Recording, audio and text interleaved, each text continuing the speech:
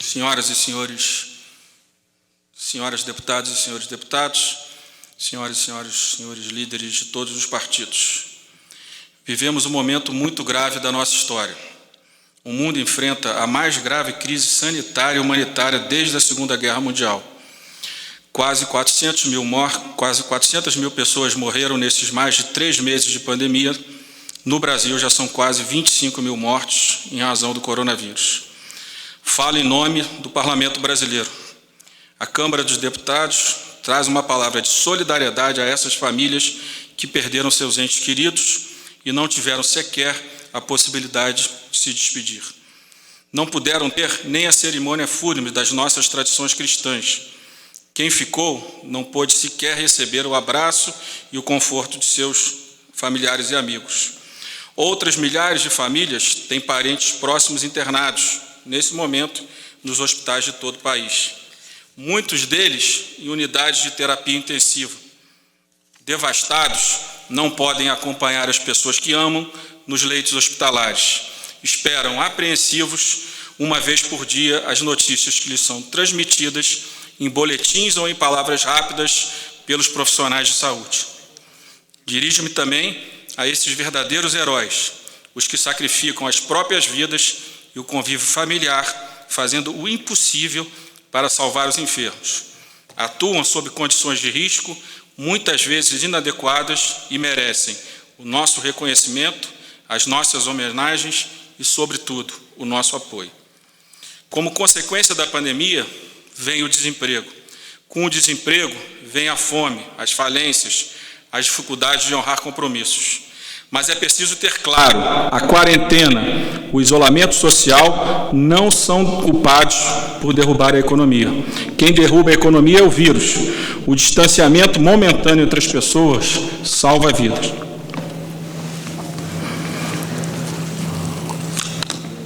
Cada um de nós nessa casa, a casa da democracia, tem uma pessoa próxima que já foi vítima pela terrível doença. Perdemos pessoas queridas.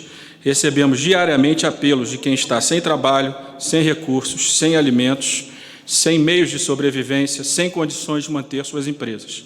Vivemos uma guerra. O inimigo ainda não é totalmente conhecido pela ciência, um inimigo invisível e mortal. O povo brasileiro espera que cada um de nós, detentores de mandatos públicos, tenha consciência do papel a desempenhar na busca de soluções para enfrentar o vírus que mata.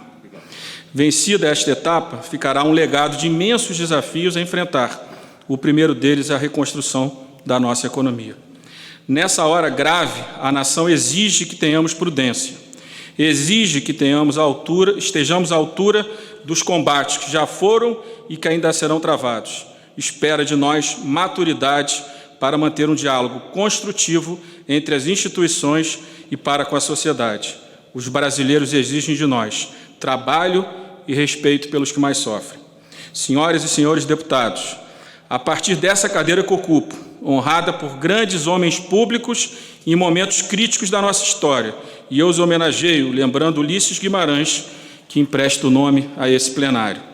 Consciente da confiança depositada em mim por cada um de vocês, que me honraram delegando-me a condução dos trabalhos dessa casa, eu lhes peço, sigamos tendo altivez e equilíbrio, firmeza e ponderação. É imprescindível cuidar da relação harmoniosa e independente entre os poderes da República.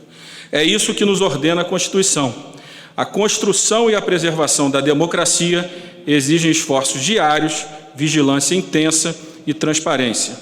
Falo diariamente com os líderes da Câmara, com as senhoras e senhores deputados, e mesmo com as injunções impostas pelo distanciamento social, temos sido capazes de encontrar caminhos para a definição das pautas e a votação dessas questões urgentes para as pessoas e para as empresas do Brasil.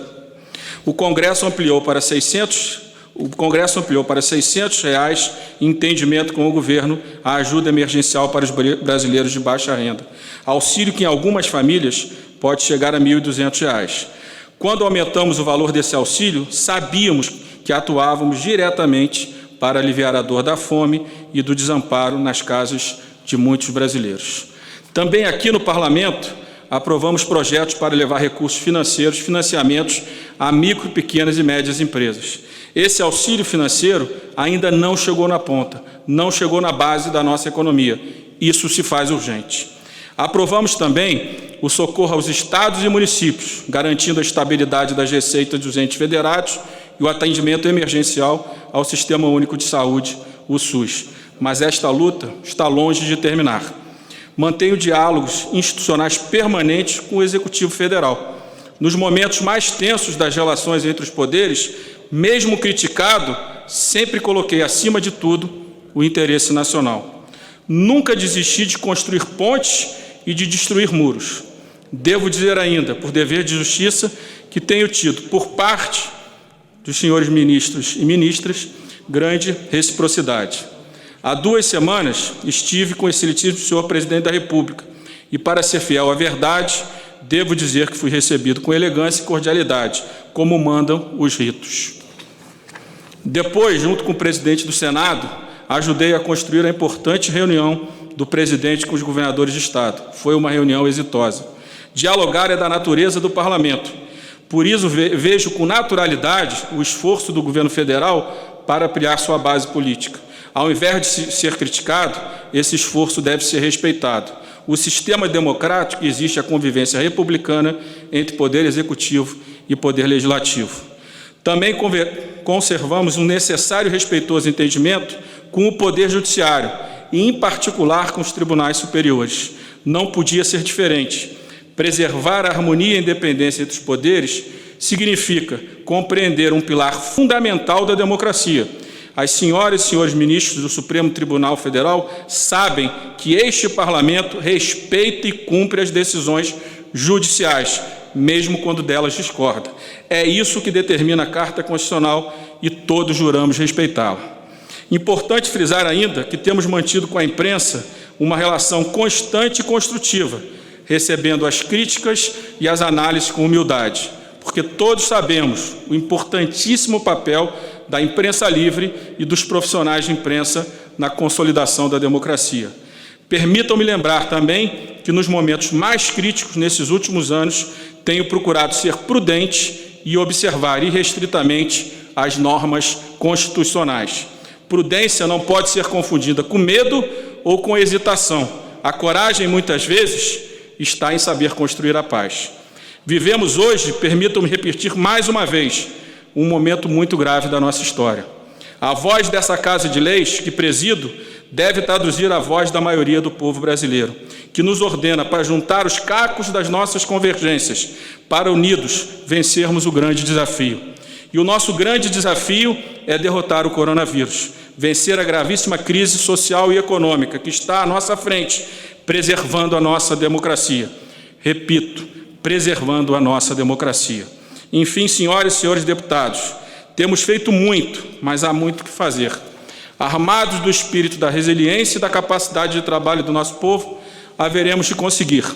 Essas, aliás, são as únicas armas que nós, brasileiros, devemos portar. A fé na capacidade de trabalho, na força de vontade para enfrentar e vencer obstáculos e na crença na justiça de nosso regramento institucional.